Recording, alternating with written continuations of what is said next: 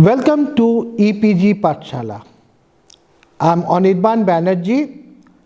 I'm Professor of Sociology at the University of Burdwan. I do research on student radicalism. I'm the content writer of module SM34. In this module, we will study youth unrest and student movement in India. This module forms part of the paper on social movements. Why study social movements? For the sociologist, studying social movements is of great importance because social movements may lead to social change. Social movements have an impact on social policy. Youth play a vanguard role in many social movements. According to Professor T.K. Umen, youth have the following characteristics. Firstly, youth are between the ages 15 to 30 years. Secondly, youth are full of psychic energy. Thirdly, youth are open to a variety of new experiences.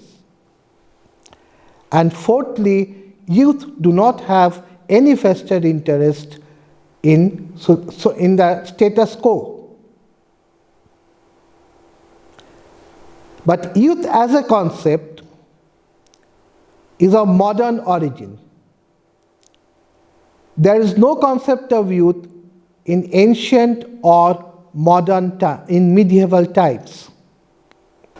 Now, we will discuss the sociological factors leading to youth movements. Firstly, Indian youth have played a major role in national liberation movements. A reading of the history of India's freedom movement shows that thousands of youth have sacrificed their lives and personal liberties for the cause of India's freedom. Secondly, state policy is responsible for youth movements.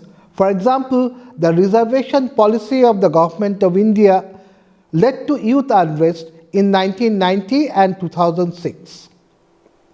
Thirdly, unemployment or the fear of it may lead to youth unrest. On 28 October 2015, students of Alia University started an indefinite class boycott demanding job placements. Fourthly, deprivation and injustice leads to youth movements.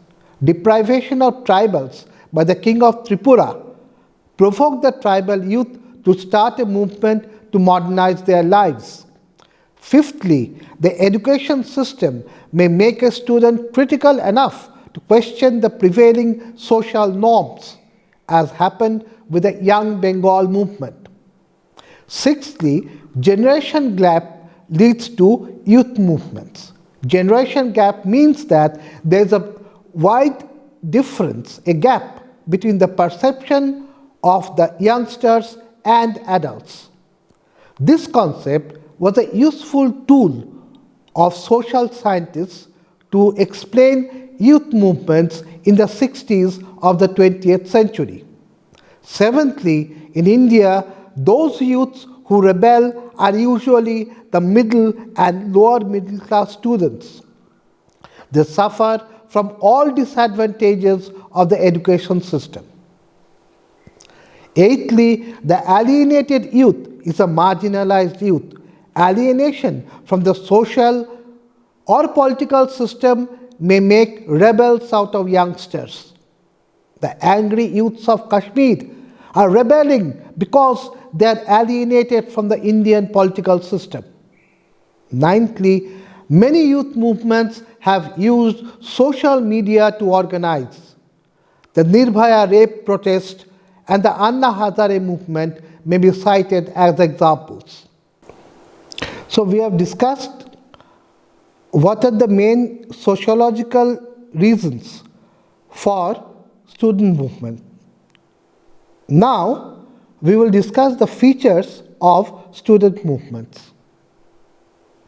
Firstly, students are at a stage of life when idealism is one of their ruling emotions. Secondly, students belong to a small section of society, so student politics is elitist in orientation. Thirdly, which students participate in radical politics? Prior to the Russian Revolution of 1905, a Russian student newspaper classified students into 4 types. Firstly, we have the indifferent crowd, which is indifferent to the student movement. Secondly, we have the academics who favor academic type of movements, say movements related to examination reform. Thirdly, we have opponents of student movements, those who oppose student movements, like nationalists, anti-Semites, etc. Fourthly, there are the politically minded students, those students who are fighting to overthrow Tsarist despotism. These are the students who participate in movements to bring about radical social change. Now, let's look at the psychological factors in student movements. Firstly, students and youth have a great need for taking independent decisions. That is why they desire power. Secondly, students generally have a bitter feeling about the established political forces. They find much hypocrisy and corruption in the establishment. That is why they go against the establishment. Radical attitudes. Thirdly, the education system introduces critical elements in a student's thought. This makes students radical. Students become believers in the need to make fundamental changes in society.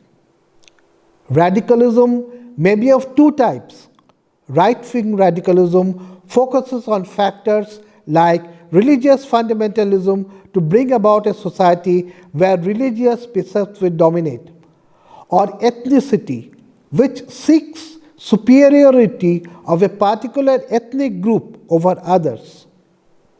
On the other hand, left-wing radicalism focuses on the need for transcending the present exploitative order and bringing about a new exploitation-free socialist society. Now, we will briefly study Indian student activism. The following are some of the major features of Indian student activism. Firstly, we find a profound anti-colonial stance in Indian student activism. Secondly, Indian student activism is marked by anti-establishment stance. Student activists, whether left or right-wing, are pronouncedly anti-establishment in character. For example, in early 2016, we find a student movement in Jawaharlal Nehru University in New Delhi protesting against Afzal Guru's execution. It was anti-establishment in character. Similarly, in February 2017, the student movement is a part of the ongoing protests in Nagaland over the 33% reservation for women in local bodies. Thirdly, the student movement has generally a progressive stance, but conservative and reactionary elements are also present. We will discuss 3 phases in Indian student activism. These are 1. Firstly, the proto-historical phase. It goes on from the 19th century to 1905. The second stage is the stage of freedom struggle from 1905 to 1947. And the third stage is the post-independence phase, 1947 to present. Now let us briefly discuss the proto-historical phase. Prior to British rule, India was a land without youth. We had an education system centered around tolls, chatuspatis, maktabs and madrasas. Introduction of British rule led to Western education. The major objectives of British education policies were, firstly, to train manpower for British administration and commerce. Secondly, to legitimize colonial rule among the younger generation. But Western rule led to critical thinking on part of Indian students. The first student movement, the Young Bengal movement, centered around the youthful Dirozio, a teacher of Hindu college.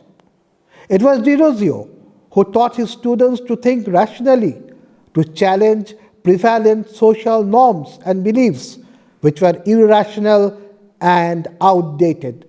The students of Hindu college, on one hand, fought against social evils. On the other hand, they criticized the British colonial administration for exploiting India. Indian nationalism got an organizational shape when the Indian National Congress was founded in 1885.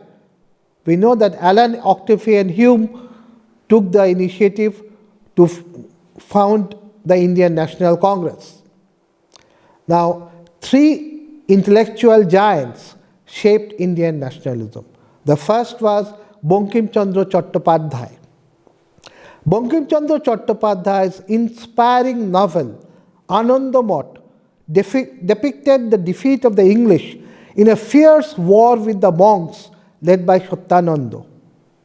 The song Bande Mataram, incorporated in the novel, inspired Indian nationalists. Swami Vivekananda aroused the interest of Westerners in India when he proclaimed that Hinduism is the most tolerant of religions. At the same time, he exhorted Indian youth to work for India. Rabindranath Tagore wrote inspiring patriotic songs. He personally read agitators during the Swadeshi movement. He inspired Bengali youth. India's freedom struggle actually began with the Swadeshi movement. Curzon's decision to partition Bengal was challenged by the Bengalis. They started the Swadeshi movement. Carlyle's circular banning student politics was challenged by the students. They formed the Anti-Circular Society. Rabindranath Tagore presided over the first session, that is the inaugural session of the society, and he encouraged the students. The Anti-Circular Society was the first political organization of students. According to Sumit Sarkar, the Anti-Circular Society was a totally secular organization.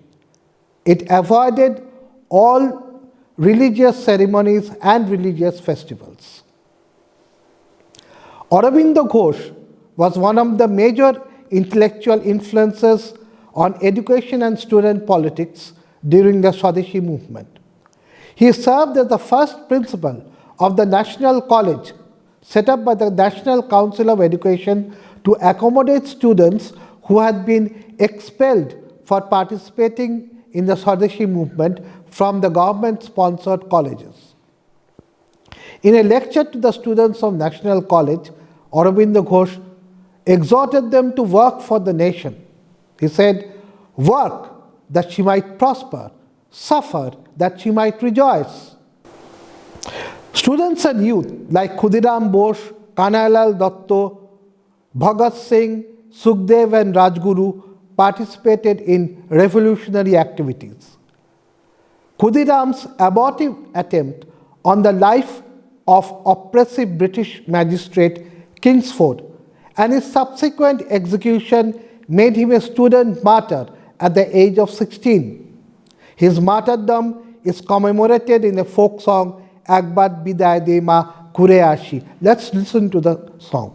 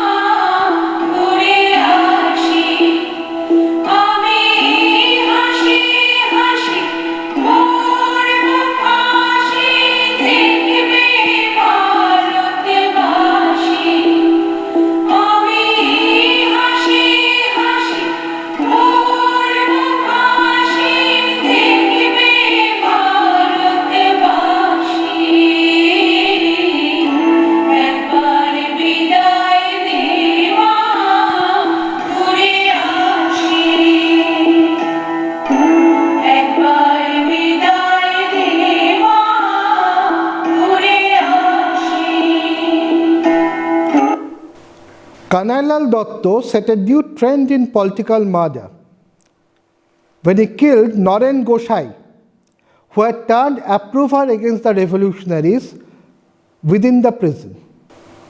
Bhagat Singh was a prominent revolutionary of Punjab. He was associated with Hindustan Socialist Republican Association. Bhagat Singh was attracted to socialist ideals. Now, let's look at how the student movement was consolidated at the provincial level. All Bengal Students Association, ABSA, was founded in 1928. It was the first attempt to coordinate the student movement at the provincial level. The Bengal Presidency Students Association was founded in 1929. Under the leadership of these two organizations, students participated in non-cooperation movement and the civil disobedience movement. Apart from constitutional agitations, many students and youth joined revolutionary organizations like Anushinal Somiti and Jugantor. Now, let's see how the student movement was consolidated at the national level. The All India Students' Federation was founded in 1936. Muhammad Ali Jinnah and Jawaharlal Nehru were its patrons. The patronage given to the organization by national leaders made the student body a part of the freedom movement. The All India Students' Federation aimed to reform education, increase exchange of ideas between students of different provinces, and prepare students for future citizenship responsibilities. Now let us see how the students participated in the Quit India movement of 1942. The British decided to involve India in the Second World War. The Second World War broke out in 1939 and it continued up to 1945. Now the British, they decided to involve India in the Second World War without the knowledge and consent of the Indian people. This decision provided the spark for the Quit India movement. Students participated in Quit India movement of 1942. According to Altbach, about 15,000 students were involved in the daily organizational work of the national movement. In the post-Quit India phase, the students rallied to the support of the INA prisoners and worked to preserve communal amity. Now, let's look at the Now, India achieved independence in 1947. So, what was the role of the students in the post-independence phase? Now we will discuss. The main trends, first let's look at West Bengal. There was an overall progressive essence in the student movement in Bengal. Students participated in many movements in the 1950s, 1960s and 1970s. Students participated in food movement on 1st September 1959 and quoted martyrdom in police firing. Since then, 1st September is observed as Students' Martyr Day in Bengal. In 1966, students participated in food movement. 15-year-old school student Nurul Islam was martyred in police firing. Now, the 60s were the stormy 60s. And the most significant event of the 60s was the Naxalite movement. A group of ultra-leftist activists started the Naxalbari movement. Naxalbari is a place in North Bengal, the village in North Bengal from where the movement started. Originally a peasant revolt, it soon involved the student community. Inspired by the Chinese Cultural Revolution, the Red Guard movement involved ultra-leftist students like Ashim Chattopadhyay. Ultra-leftist students were very popular on campus. They had in fact captured 65% of the students' unions in colleges and universities in Bengal. But Charu Majumdar's call to boycott unions alienated the revolutionary students from the common students. The Naxalite movement ended in failure due to the wrong tactics of the Naxal leadership and severe repression by the state. Let us look at the 70s in West Bengal. From 1970 to 1977, we find widespread anarchy in education. Criminalization of student politics started. Mass copying made a mockery of examinations. Student politics. Now let us look at the student politics during the Left Front government, 1977 to 2011. In 1977, the Left Front government assumed power after a landslide victory. The Left Front government made widespread educational reforms. It eliminated mass copying. Students were given representation in the highest policy-making bodies of universities, like the Senate and the Syndicate of Calcutta University. Altbach said that only Bengal has an ideologically sophisticated and active student movement. Student politics during Left Front regime was dominated by leftism. But we find that the majority of students were politically apathetic.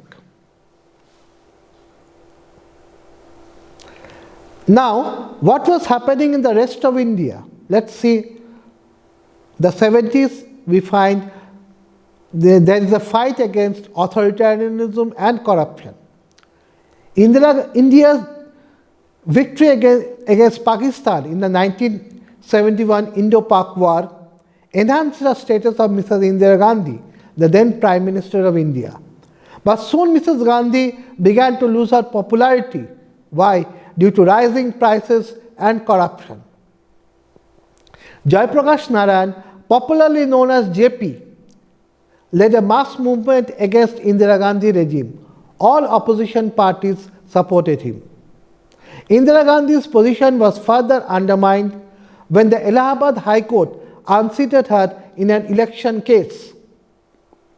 The court debarred her for participating in elections for 6 years. The opposition parties demanded resignation of Indira Gandhi. Student organizations like the Navanirman Samiti of Gujarat and the Chhatra Sangharsh Samiti of Bihar put up a united front against the authoritarian policies of Mrs. Indira Gandhi. During the emergency, now to stay in power, Mrs. Indira Gandhi declared emergency in 1975. We may note that there was already an external emergency during the Indo-Pak War, and this was an internal emergency. During the emergency 1975 to 1977, students of universities, especially Delhi University and Jawaharlal Nehru University, fought against the Indira Gandhi the regime attempt to stifle dissent. Now, we have seen that the 70s was a period of turbulent era in Indian politics. It was a mix of progressive and reactionary trends. During the 80s, however, we find that it was a period of right-wing radical movements. As far as the student movement is concerned, the 80s was a period of right-wing radical movements. Here we will study two prominent movements. One is the Assam movement, which took place in Assam, and the other is the Khalistan movement, which took place in Punjab. In order to understand these movements, we need a theoretical approach. In the lecture, The Orientation of the Youth Movement, Mao Zedong observed, when youths, instead of allying with the people against the oppressors, turn around and oppress the people. This is a counter current in the youth movement. Mao also said that there should be unity in the youth movement. Both the Assam and Khalistani movements may be regarded as counter currents. Now let's look at the Assam movement. Let's look at the main causes of the Assam movement. Firstly, unemployment is a major cause. Secondly, low per capita income. Thirdly, the policy of divide and rule pursued by the British. This needs an explanation. The British made Bengali the official language of Assam. In this manner, British set Assamese against Bengalis. Fourthly, we find that there is an imperialist conspiracy. This is very much evident from the document Operation Brahmaputra.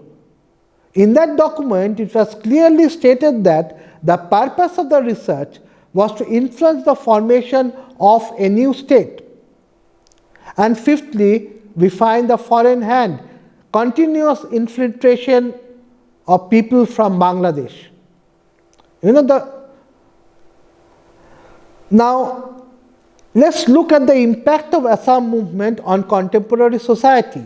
The Assam movement was led by two organizations, All Assam Students Union and All Assam Ganasangram Parishad. Now, Prafulla Kumar Mohanto was the leader of the All Assam Students Union, and Brigu Phukon was a leader of All Assam Ganasangram Parishad. The ideology of the movement was linguism. The main demand was deport foreigners. Movement has a wide-ranging impact on Indian society. The decennial census had to be suspended in Assam. Bengalis were targeted. Pogroms of minorities occurred in Mongoldoy and Nelly. Economic blockade of the rest of India was resorted to. The movement, according to Hiren Gohai, the movement was mainly led by Asamiya middle class. Tribals remained, however, indifferent to the movement. Minority students formed their own union, but All Assam Minority Students Union failed to protect their members from the majoritarian violence due to partisan action by the state police. Now let's look at the impact of Assam Accord on contemporary society. After coming to power, Prime Minister Rajiv Gandhi signed the Assam Accord in 1985. This agreement terminated the Assam movement. Under the Assam Accord in 1985, the Bengalis became second-class citizens. A new student-led government took power. Prafulla Mahanto, he was the leader of All Assam Students' Union, became the chief minister. A new party, Assam Gana Parishad, took power. And immediately, Assamification policy started.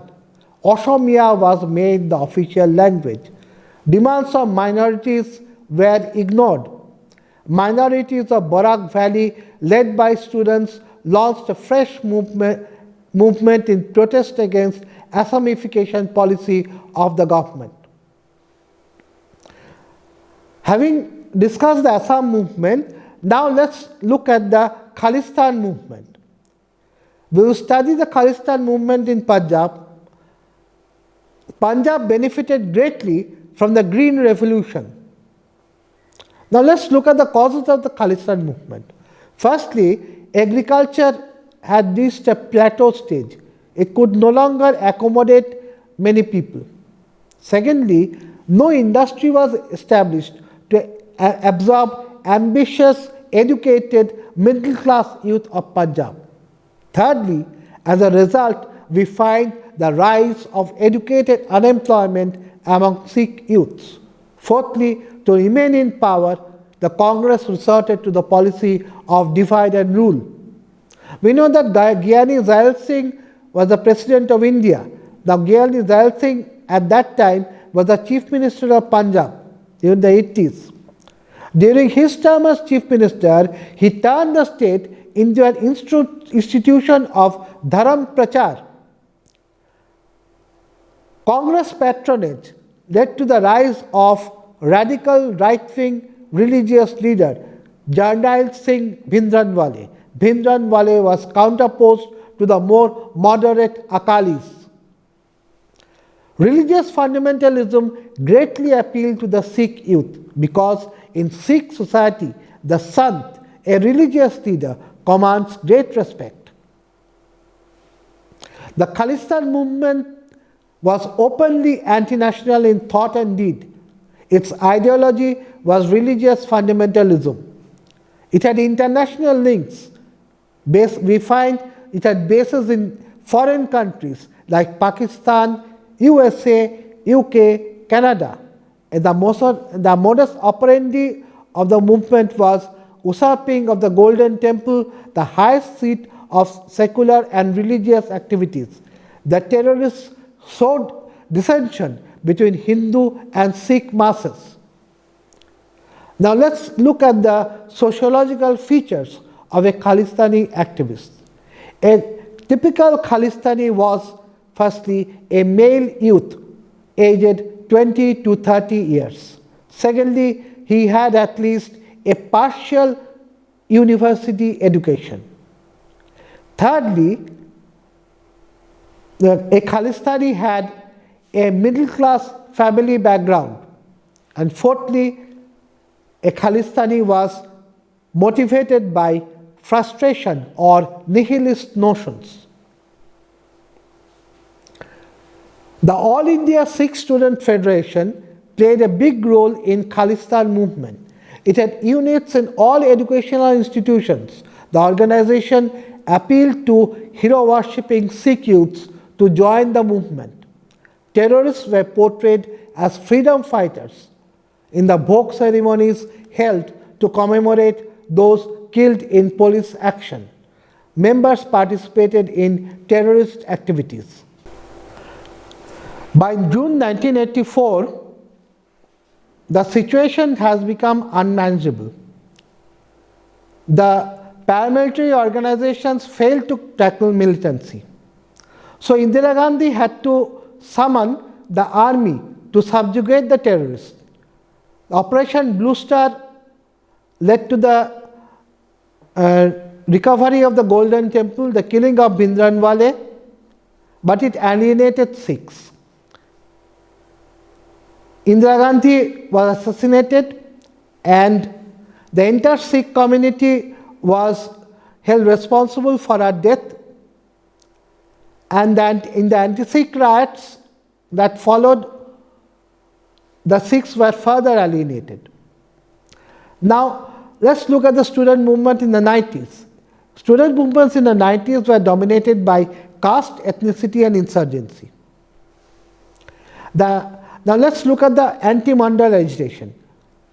Caste dominated the anti-Mandal agitation of 1990. A commission was under BP Mandal was set up to recommend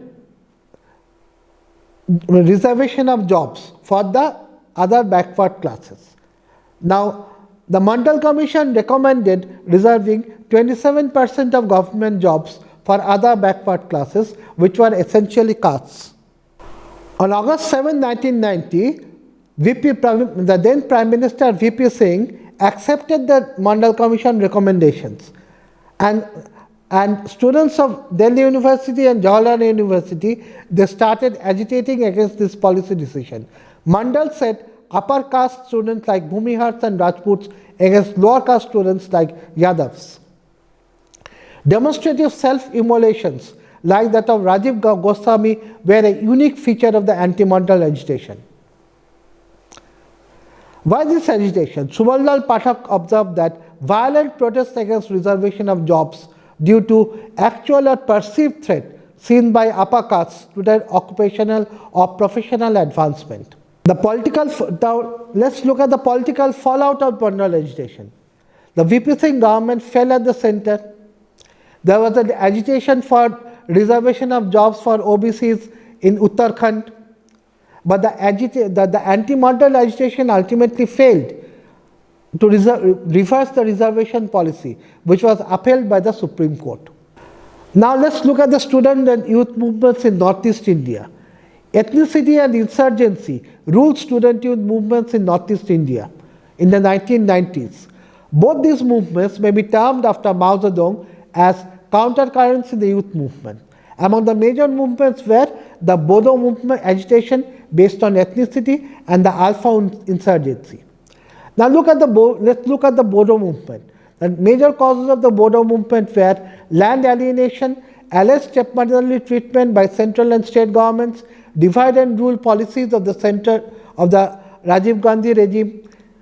The Bodo Accord in 1993, there was the long agitation of the Bodo led to the Bodo Accord. But the Bodo Accord failed due to personality clashes between the Bodo leaders. The result was insurgency. Terrorist organizations like Bodo Security Force and Bodo Tiger Force ran parallel governments. Ethnic cleansing became a regular feature of the movement. And the Alpha movement was the result of the resentment of the Assamese over the exploitation of Assam's natural resources by the center. They alleged that no attempt was made to economically develop Assam. The result was that a terrorist organization, the United Liberation Front of Assam, emerged. It believed in the ideology of Mao Zedong and Ho Chi Minh, and its main objective was to achieve independence for Assam.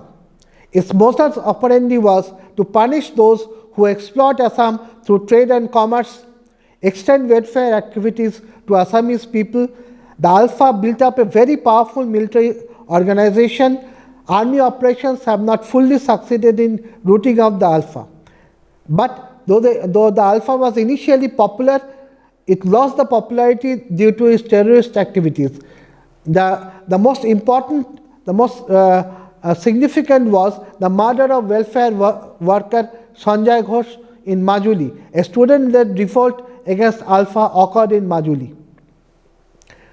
Now let's look at the major trends in student movement in West Bengal since Parivartan. In May 2011, political change occurred in West Bengal. This was colloquially termed as Parivartan. The ruling left front lost power. Politics in West Bengal, including student politics, took a right-wing turn. Criminalization of student politics returned. There was assaults on teaching and non-teaching staff murdering of student activists, mass copying. Opposition alleged that the student organizations belonging to the ruling party forcibly prevented opposition student organizations from contesting elections. This trend was noticeable in 2012, 2013, 2014, 2015, 2016 and 2017. And the result was that the student union elections were a farce. The government now favors banning student union elections altogether. But we have grounds for optimism. The students of Presidency University and Jadavpur University use direct democratic methods like referendum to settle important concerns of the students. The Presidency students used referendum to settle the issue of whether Sugato Bose should resign from the Presidency mentor group. By accepting nomination as Trinamool candidate for an MP's post in Lok Sabha, he allegedly betrayed the trust of students. The Jadavpur students used referendum to settle the issue of whether the unpopular Vice Chancellor Abhijit Chakraborty should resign. The Vice Chancellor allegedly ordered police action on agitating unarmed students in the middle of the night without listening to their grievances. The whole cholera movement had centered on the demand for his resignation. In 2006, the government extended education reservation to other backward classes in professional courses to fulfill constitutional mandate. But the upper caste students and youth agitated under the banner of Youth for Equality. Medical and technology students were in front of the agitation. The agitation failed as the Supreme Court ruled in favor of the government. In 2015, the Patidar youths of Gujarat violently agitated, demanding OBC status, but the government refused. Hardik Patel, their leader, was arrested. Well, before we conclude, let's look at the major points which we have made. Youth is a period of time when one is between childhood and adulthood. We have seen that there are many factors involved in youth unrest and student movement. There are sociological factors and psychological factors. Youth have generally been progressive in outlook, but there have also been cases where alienated youth have been led astray in reactionary and anti-national movements. But we cannot but agree that youth have had great impact on government policy. The Nirbhaya rape protest in December 2012 forced the government to drastically alter the laws regarding sexual violence, making them more stringent. And with this, we conclude this presentation. Thank you.